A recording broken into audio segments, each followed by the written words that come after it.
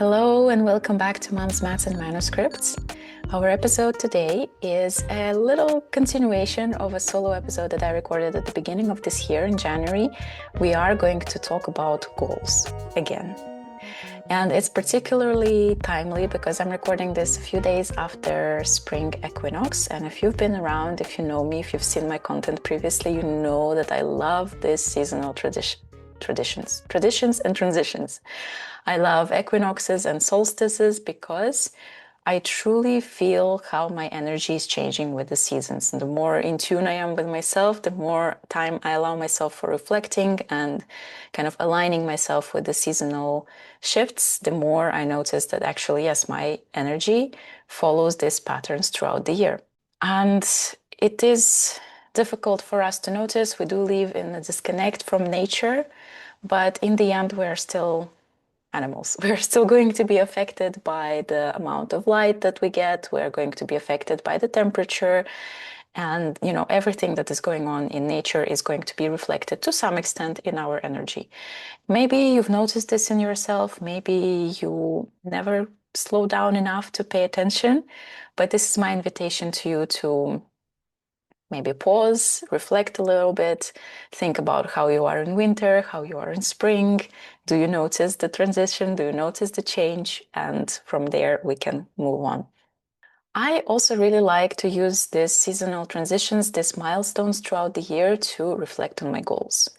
I think this is much better than just thinking about goals at the beginning of the year in January. January doesn't make sense for me at all. I used to love also New Year's resolutions, and I talked about that previously, how my process used to be, but now it changed. And this year, I completely abandoned doing anything on New Year's Eve or in January in general. I do have like an intention setting moment. I did this year choose the word for the year for 2026.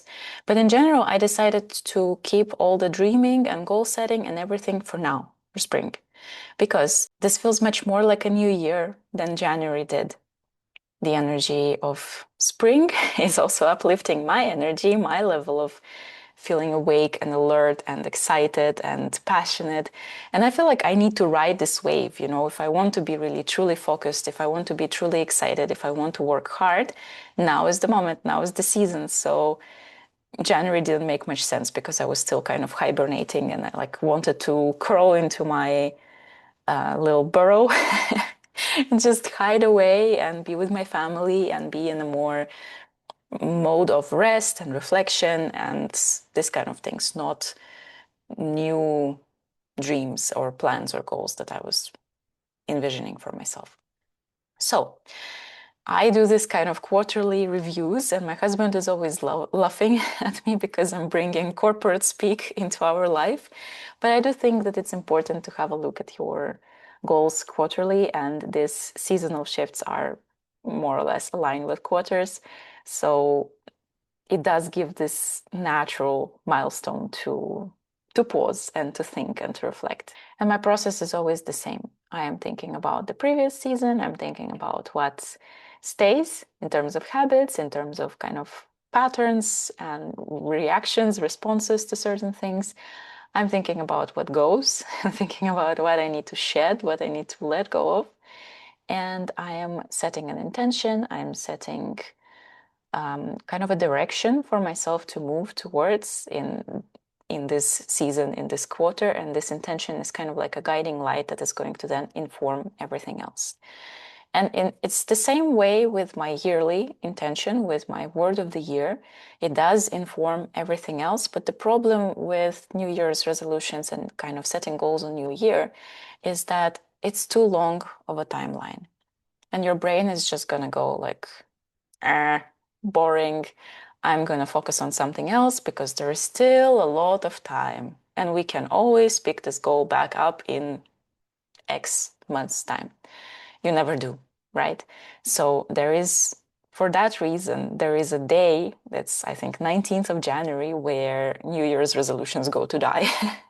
There is a day when people scientifically abandon most of their promises that they make on New Year, just less than 3 weeks from New Year itself.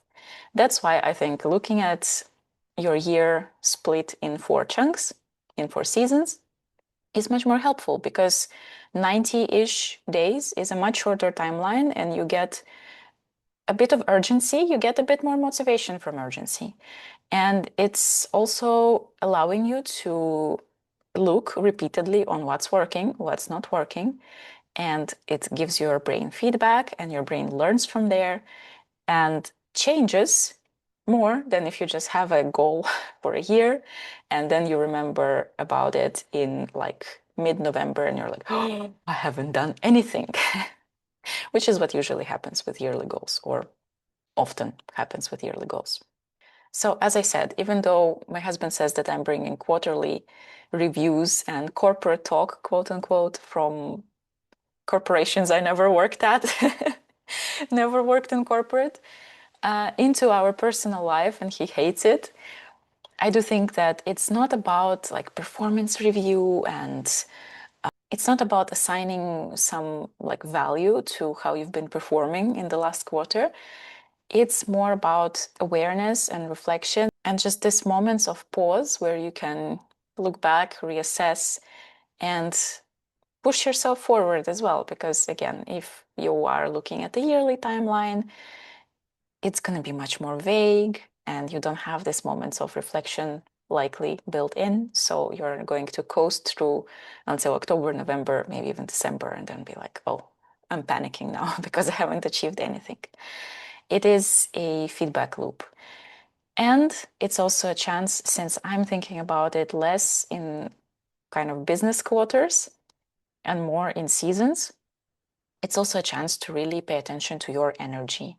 And while in modern work environments, it's difficult to follow your energy and, be more energetic in spring and maybe a little bit slower in winter, you are expected to work in the same way always, day in and day out.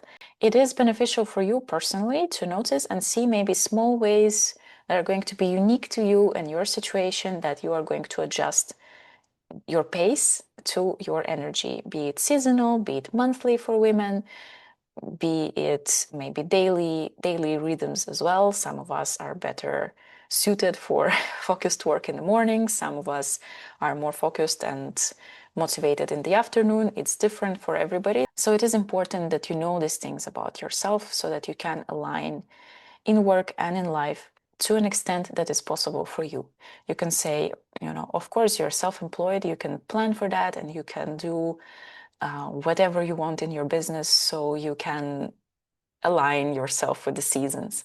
That's true. It's probably easier for me because I can plan for a more cyclical living. I can plan for when I have better productivity, more higher energy, better levels of focus, and again, be it on a seasonal scale, so in spring and summer, for example, or be it on a monthly scale in my follicular phase and ovulation phase. And if you have no idea what I'm talking about in terms of cyclical living, I think that's a topic for another episode, but I'm going to link somewhere an episode that we did with a cycle expert and cyclical productivity expert, and you can learn more about that there. But basically, your energy as a female, as somebody who has periods, your energy is going to fluctuate throughout your cycle, and you can try to align a little bit your work and your life and maybe your exercise routines and everything with that, so that it benefits you more and it's kind of easier. There is less friction, there is less pushing against, oh, I'm really tired and I need to rest. And if you keep pushing against that, I'm not going to say that it's going to lead you to burnout, but it is kind of little step and little step and little step, and brick by brick, maybe you're building towards something that is less sustainable. So we want to be aware of our energies and try to align to some extent, again, wherever it's possible. If you're working a regular job, if you are in regular employment, yes, it's going to be more difficult to align your work, but maybe certain things where you have control can be managed. In the same way, it's more about your personal life and how much you are pushing, maybe how social you are, how much you are doing in different seasons. I think for most of us, this kind of stuff already follows a somewhat seasonal pattern. Like you're probably more outgoing and social and you want to be out more when there's more light, when the temperatures are higher, and when the weather is better. So maybe in spring and summer you do notice that in yourself, and in winter you are kind of retreating back a little bit and are more of a homebody, and you want to spend more time maybe nourishing yourself, maybe moving a bit slower and like living a bit slower. Think about it. You know, try to notice these patterns within yourself. Because in the end, in work specifically, productivity is not about working more and working harder. It is about using your energy wisely and being sustainable, not pushing to the point of collapse where you need to take time off, where you need to take a sick leave because you've pushed too hard and you are burnt out, but working at your own pace with your own energy at the level that you can sustainably, so that you don't need to kind of like push and then take a step back and then push again and then take 2 steps back. This is the overarching goal, to work and live sustainably so that I don't burn out, so that I don't, if we are talking about goals and why I'm thinking about them in seasons, so that I don't also abandon my goals and I don't burn out because I only worked on them for a little bit and then I'm like, ugh, I don't care about that anymore. And it allows me to reflect, okay, maybe, January me thought that this was a good goal, but now I think I don't care about it anymore. And maybe it allows me to stop and think like, do I not care about this goal anymore because it's too hard and my brain is looking for ways to retreat? Or am I not caring because I'm not caring? And then it's okay to let this go and think about something else, or free up the brain space and free up my focus for something else. And as I mentioned, it provides me space for feedback and to think whether my life reflects that intention that I set at the beginning of the year. And remember, the intentions are not about what you want to have or what you want to accomplish. It's more about the feeling. It's how you want to feel in your life. So for me, in January, I think about how do I want to feel throughout the year? How do I want to feel in December next year, or in December this year? And I try to then every quarter or every season think, am I living up to that? Am I moving in a way that helps me feel more? So I can give you an example because this is a bit vague. My word for the year was consistency. It was consistency in work, in health, in taking care of my body, consistency in, various aspects, various areas of my life. And now I'm given an opportunity to assess, have I been consistent in, whichever, wherever?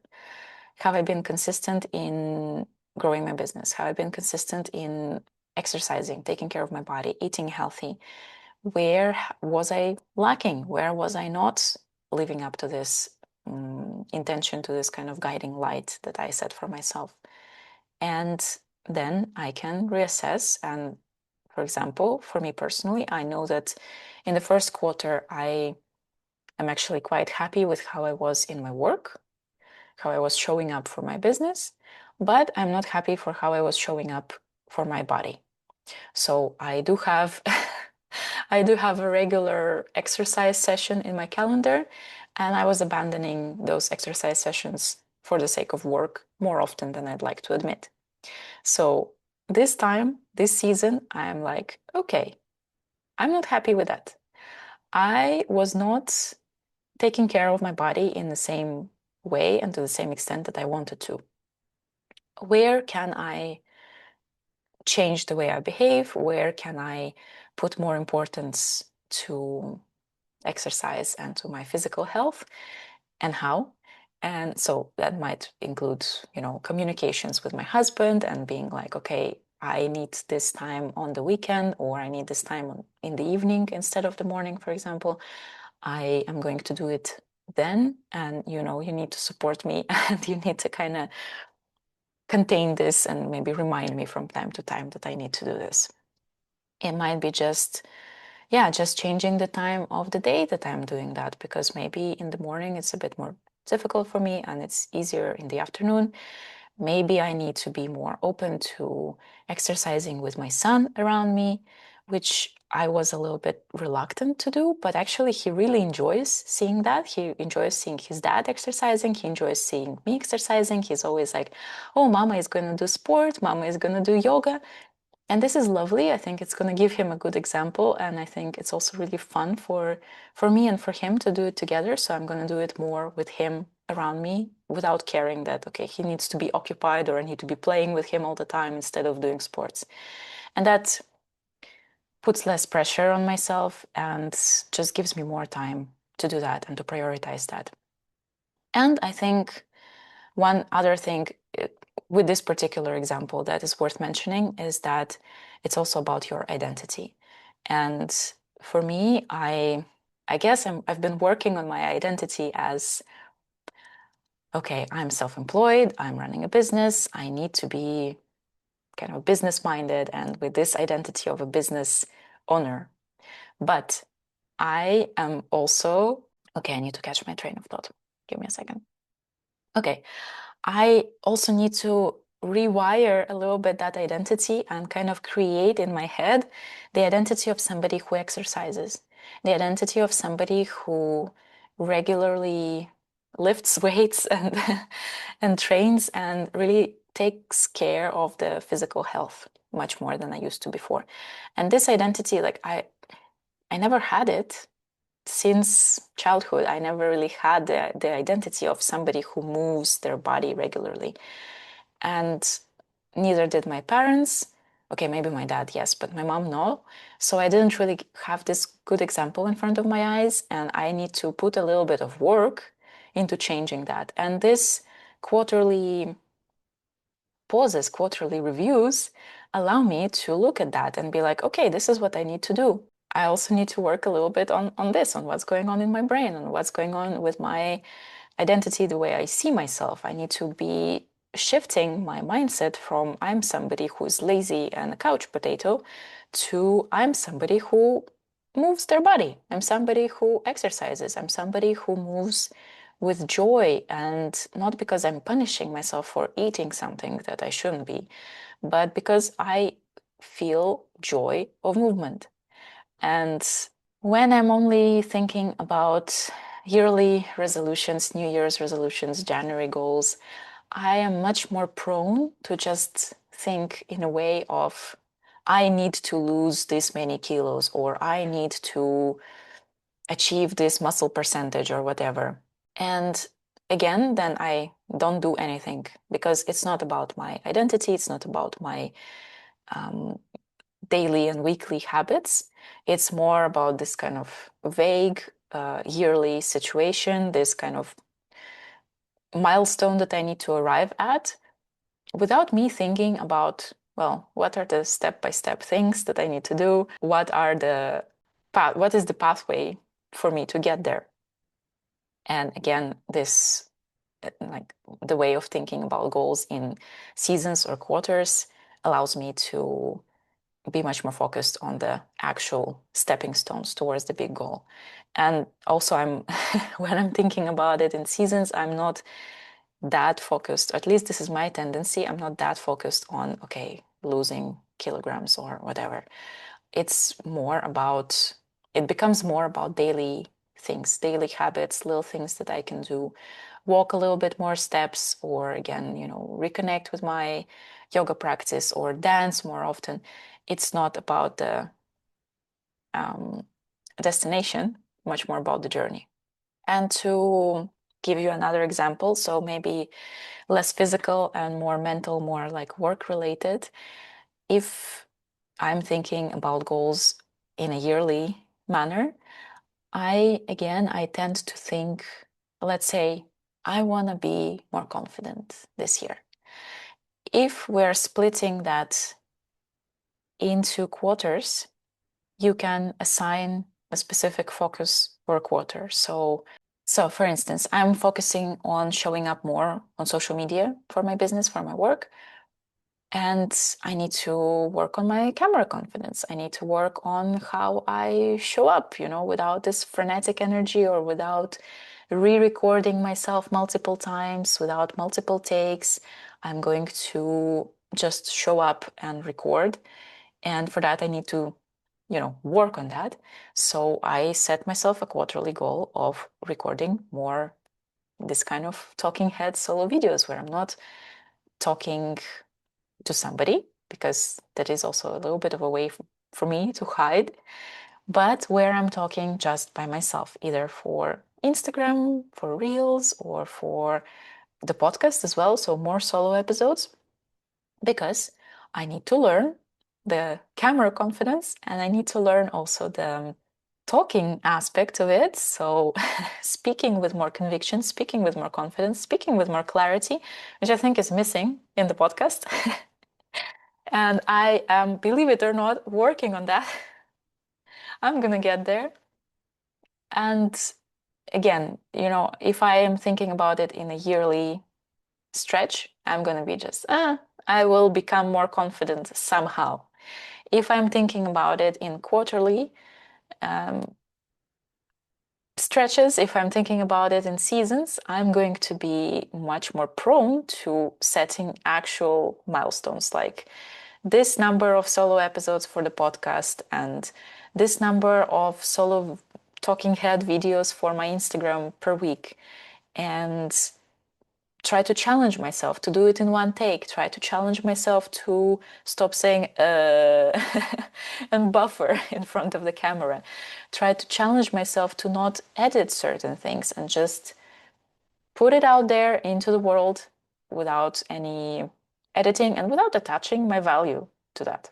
In this case, quarterly goals or maybe even monthly goals sometimes would work so much better, because you have actual ways to learn these things. Do you have actual stepping stones? You have moments that are built in that you can pause, reflect, look at what's been working, look at what hasn't been working, where you haven't lived up to the standard that you set for yourself, where you have maybe achieved much more than this standard. And also, and this is something that I haven't mentioned, and that's very important, this provides us opportunities for celebration. This is so overlooked. We need to have a reward for our goal. And we get dopamine, we get this reward signal in our brain, not from achieving something and getting the, sweet treat or whatever it is for you, but also from anticipating it. So if you know that on this day you are going to celebrate yourself no matter what, your brain is going to anticipate that celebration, it's going to anticipate that reward, and it's also going to be a little bit more focused and a little bit better at actually working on your stuff and achieving that. And this is something that I'm bad at, because you are kind of, I don't know if it's an Eastern European thing or maybe a little bit of an academia thing. You are prone to thinking, okay, I achieved that doesn't matter. Next thing, next step, next milestone, next paper, next degree, next blah, blah, blah, whatever that is. And in particular, in Eastern European cultures, it's also very common to think, you shouldn't be bragging. You shouldn't be like talking good about yourself. So, put yourself down a little bit. Don't be so arrogant. Don't put your nose too high up. And that's why we kind of disconnect. We forget how to celebrate our achievements. It's seen as not very good, it's seen as bragging. But I mean, we don't have to do it for the show, we can do it for ourselves. And this is something that I'm learning, and this is something that I need to do better at. So this season, I am going to decide, okay, when this quarter ends, when the season ends, I'm going to have a reward already kind of scheduled and planned for myself for that time. And so my brain is hopefully going to be a bit more excited about my goals, a bit more passionate about them, and a bit more focused on achieving them. I love celebrating the seasons themselves. I love celebrating spring because I love spring. I love summer. So when the summer arrives, I'm also very like, okay, this is such a beautiful season. But also, why don't I celebrate myself on these milestones. And I think in life nowadays, any excuse for a party, even if it's just a little party for yourself in your kitchen, is good. You know, it's important. We do need to have a little bit more celebration. We do need to have a little bit more positive moments, and moments that we can also like anticipate and wait for and look forward to, and then, you know, enjoy when they come. So have a think about that. You know, maybe this is something that you also notice in yourself, that you tend to move on to the next thing without properly acknowledging, even, you know, not even talking about celebration, just acknowledge your achievements, acknowledge how far you've come. And obviously, yes, also celebrate yourself, but maybe that's next step. Maybe, you know, in baby steps, your first step is going to be just acknowledging that you achieved something without moving on immediately to the next big thing. But yes, celebrate yourself and take this moment. Now is the time, now is the season, now is the real new year when nature wakes up here in the Northern Hemisphere. And you might be also feeling more awakened, more like, whew, I feel like I've come out of hibernation. I took off my heavy winter coat and dusted off some cobwebs, and I am ready to go. So ride this feeling, use this feeling for your advantage, and think about what you want to do in this next 90 days until the beginning of July, or until summer solstice, 21st, 22nd of June, somewhere there. And see how life is going to change. See how you are going to show up differently, if you're going to show up differently. How it's going to change the way you see yourself, your goals, your dreams, your accomplishments, the way you work. Maybe, you know, there's little things that we can do to make this process a little bit more enjoyable and a little bit more easy on ourselves. You know, not everything has to be punishment. Not everything has to feel like a grind. It gets to be easy, it gets to be exciting, it gets to be joyful. And this is what I want for all of us. And that's why I often hold these events and hold these celebrations of the seasonal transitions. Not this year, but there is still ways to do something different and, you know, help yourself, and have me in your corner if you need a little bit of help. And I'm going to leave some links for you in the description if you think that you want my support with your goals, with maybe any changes that you want to bring into your life this season or this year or otherwise in general. So have a look at them and be kind to yourself. You know, celebrate yourself. I am going to be learning that alongside you, and I'm going to share my learnings in a few months also here. How I celebrated myself, what I did for myself, and whether or not my approach is working for me this year, or I need something that is a little bit more structured and strict. Let's see. This is all a learning process. This is all just as much an experiment for me as anything else. So I'm going to just keep you in the loop and let you know how it's going from time to time, maybe in the summer, maybe in the autumn. Let's see. Well, it's been a pleasure, as always, to share my morning cup of tea with you, and please share this with whoever you think might benefit from this outlook on goals and productivity. Please leave your comments and let me know what you think and how you tend to set goals and how you tend to think about your years or your quarters. And on this note, we're going to see each other here very soon. But for now, have a nice day. Bye!